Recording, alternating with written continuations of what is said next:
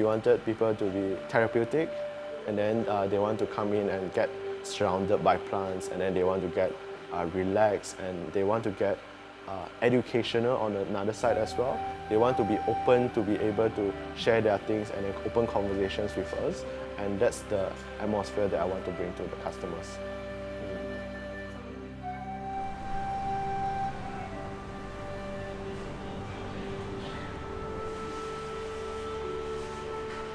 Welcome to Naug Just Plants.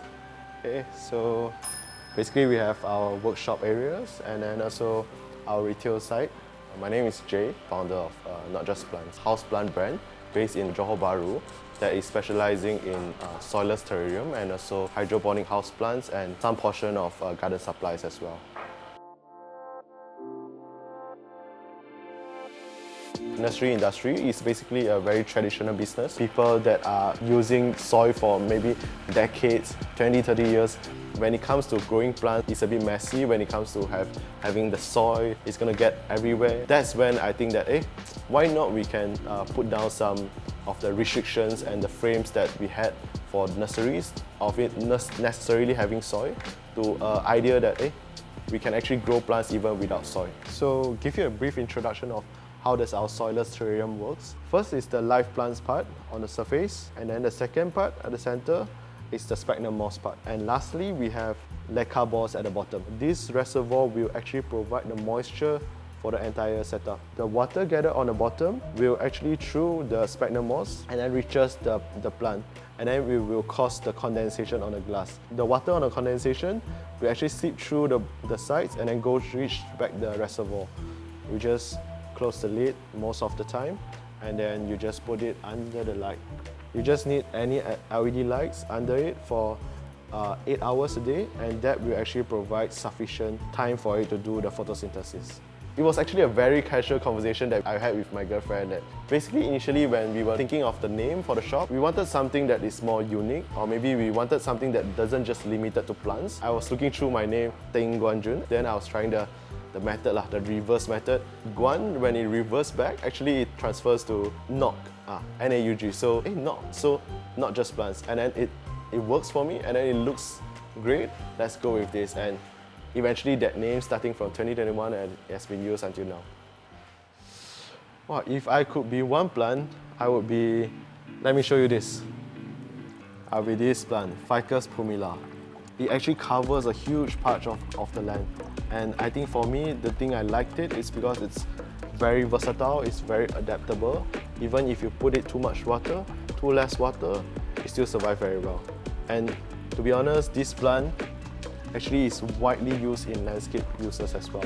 Oftentimes, it's you see outside, they creep on the walls, and they actually can translate a concrete wall to a green wall.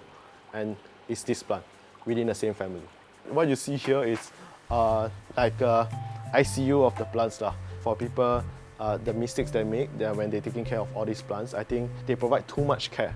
They think the plant is not getting enough sun, so they put it under the sun directly, it dries off completely. Secondly, it's too much water. Because what we do is we don't have any soil, right? And we have a water reservoir below here. So when the water is too much, so will cause the sphagnum moss layer to rot. And that will actually lead to the plant to not smell well, and then there's some reaction doing it that is causing the plant is not doing well.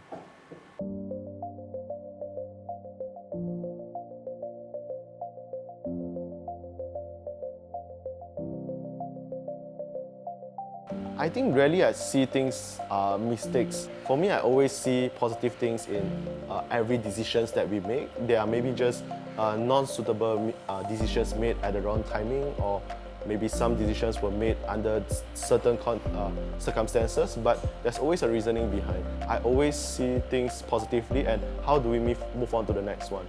Because it was my first business, I think it's a lot of drafting the vision to the team, to guide and then to lead when they face challenges. How do we conquer them together?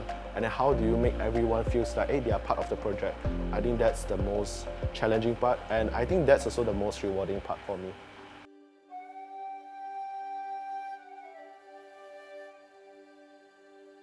If someone doesn't like durian, how does it gonna sell durian to other customers? It applies very deeply in me. First thing, I have to like it enough for me to convince people to actually have an opportunity to like it and to actually start to explore the opportunities with it, or maybe start to really embrace the little details that you have, you appreciate in it. When I get the opportunity to speak to customers, I often share with them what is the beauty and what is the details of the plants that actually brings to you. The atmosphere that we are trying to create. First, we wanted people to be therapeutic, and then they want to come in and get surrounded by plants, and then they want to get relaxed, and they want to get educational on another side as well. They want to be open to be able to share their things and open conversations with us, and that's the atmosphere that I want to bring to the customers.